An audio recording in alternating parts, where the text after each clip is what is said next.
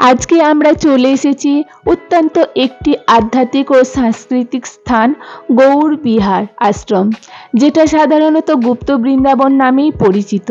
এটা পুরীর জগন্নাথ মন্দির থেকে 3 থেকে 4 কিলোমিটার দূরে সমুদ্র সৈকতের পাশেই অবস্থিত।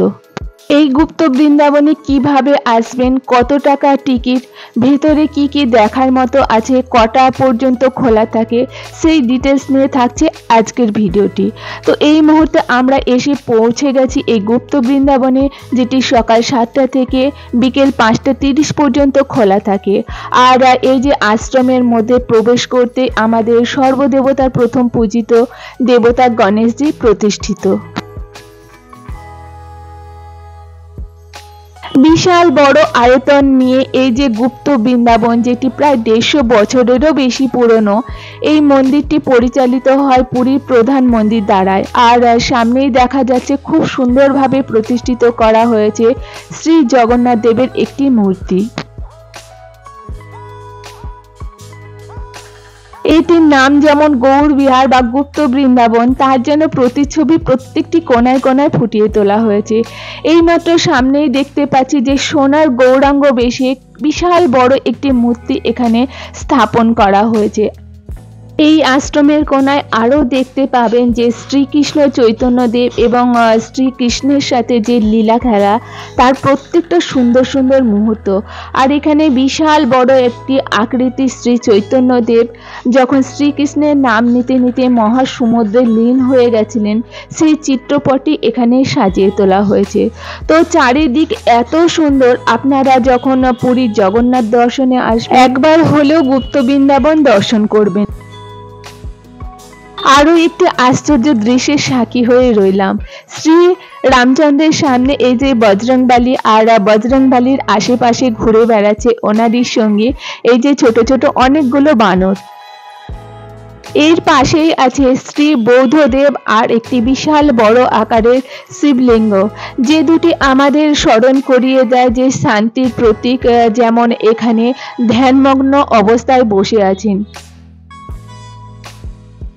পুকুরের মাঝখানে খুব সুন্দরভাবে ফুটিয়ে তোলা হয়েছে নৌকো বিহারের মাধ্যমে মীরাবাইয়ের ভক্তি, যেখানে শ্রীকৃষ্ণ তার গোপীগণদের সাথে বসে আছেন আর মীরাবাই কৃষ্ণকে ভজন শোনাচ্ছেন। আর তার পাশেই আছে এই যে সমুদ্র মন্থনের সময় যে অসুর আর দেবতাদের যে অমৃত তোলা হয়েছিল, তারই একটি দৃশ্য, যার পাশে বিশাল বড় আকৃতির একটি শিবজি, আর তার ঠিক পাশেই আছে একটি নটরাজের মূর্তি।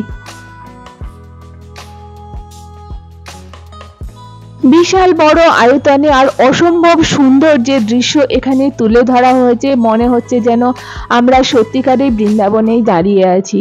আর এই গুপ্ত বৃন্দাবনে ঢোকার টিকিট মাথা পিছু 10 টাকা।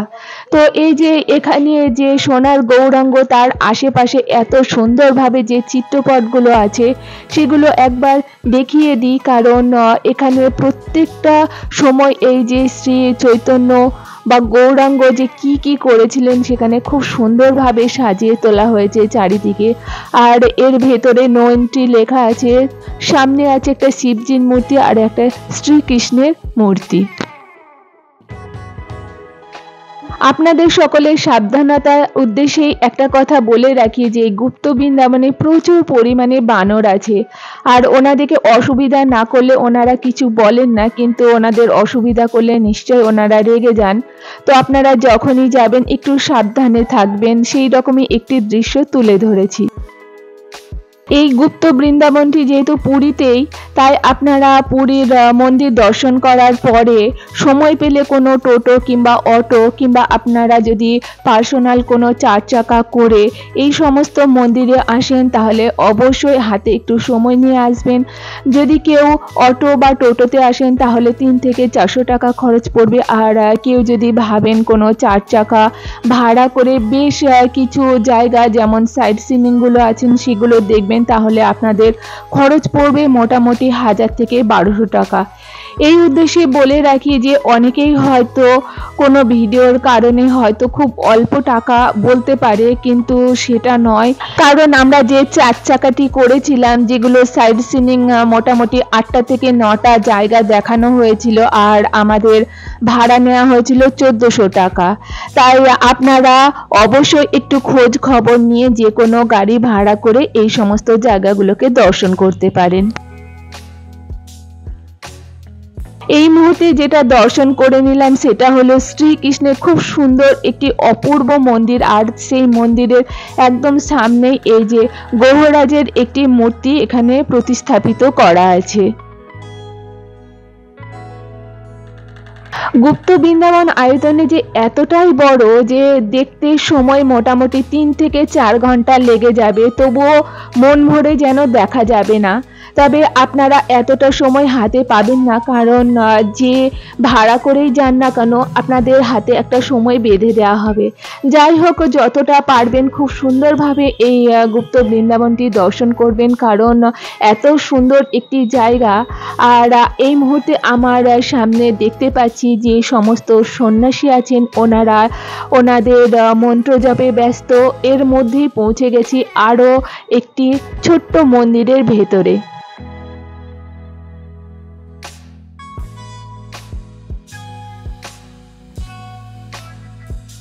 চারিদিকে গোলে অপূর্ব একটি মন্দির হলো এই শ্রী হরিহরা টেম্পল, যেখানে নিতাই গৌরাঙ্গর সাথে মহাপ্রভু বিরাজমান। যদিও প্রথমটাতে বুঝতে পারিনি, কিন্তু মন্দিরটি পরিদর্শন করে ফেরত আসার সময় বুঝতে পারলাম যে মন্দিরের চারিদিকে এই যে গোলে সীসা লাগানো আছে, যেখানে আমরা নিজেদেরকে দেখতে পাচ্ছি।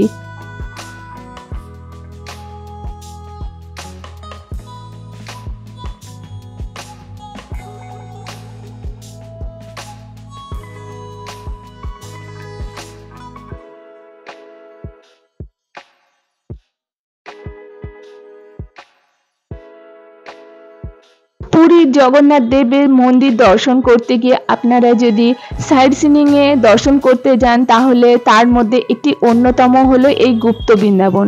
তো আমার পার্সোনালি মনে হয়েছে এই গুপ্ত বৃন্দাবন দর্শন করে যে আপনারা যদি সাইড সিনিং যান তাহলে কখনোই এই গুপ্ত বৃন্দাবন মিস করবেন না।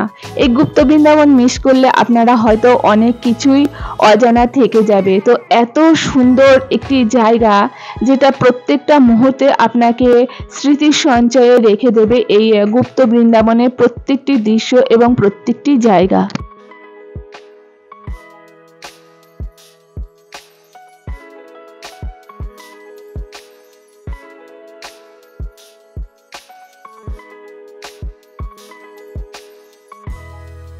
আধ্যাত্মিকতায় পরিপূর্ণ এই গুপ্ত বৃন্দাবনে এসে পৌঁছে গেছি আরও একটি খুব সুন্দর মূর্তির সামনে, যেখানে শ্রী চৈতন্য আর শ্রীকৃষ্ণকে একাত্মা রূপে ধরা দিয়েছেন এই মূর্তিতে।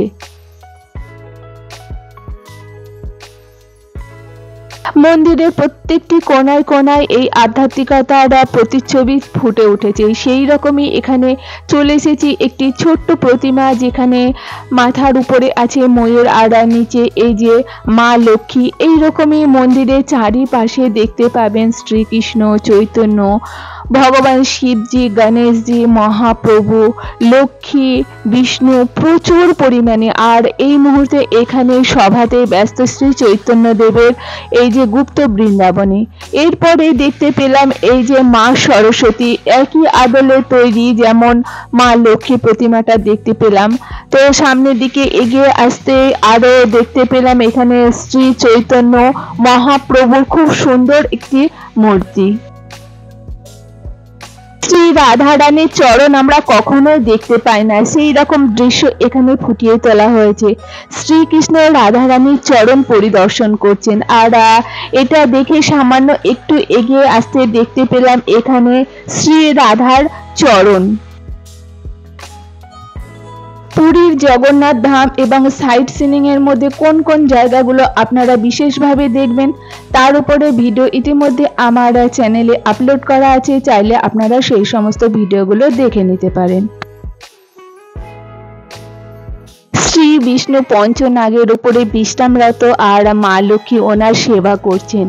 এটা দেখে সামনে এগিয়ে আসতে দেখতে পেলাম দুটো খুব সুন্দর অপূর্ব মূর্তি, নিতাই গৌরাঙ্গ। আমার মার ভীষণ শখ ছিল এই মূর্তির সামনে একটি ফটো তোলার, তো এই ভিডিওর মাধ্যমে সেটা আমি শেয়ার করে নিলাম।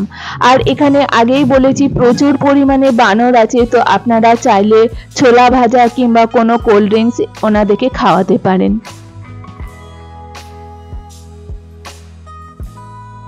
আই লাভ গৌর বিহার বলে এখানে একটি ফটো ফ্রেম তৈরি করা হয়েছে। তো দেশ বিদেশ থেকে যে সমস্ত মানুষ এই গুপ্ত বৃন্দাবন দর্শনে এসেছেন তারা প্রত্যেকেই এই ফটো ফ্রেমের মধ্যে দাঁড়িয়ে ফটো তুলছেন।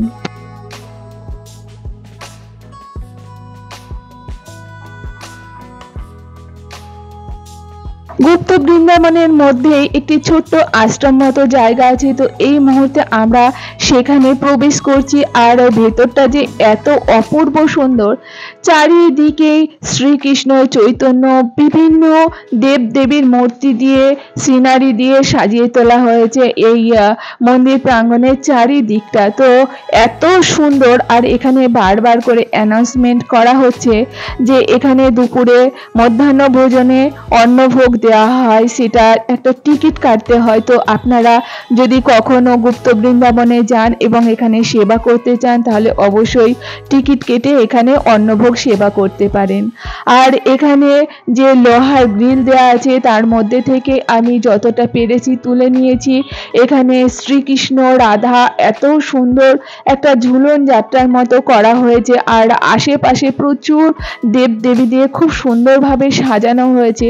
যদিও ভেতরের লাইটটা সেই মুহূর্তে অফ ছিল, তাই অতটা ভালোভাবে আমি দেখাতে পারছি না। তো এখানে একটি রাধা আর শ্রীকৃষ্ণের মূর্তি খুব সুন্দরভাবে দোলনাতে ঝুলছিল।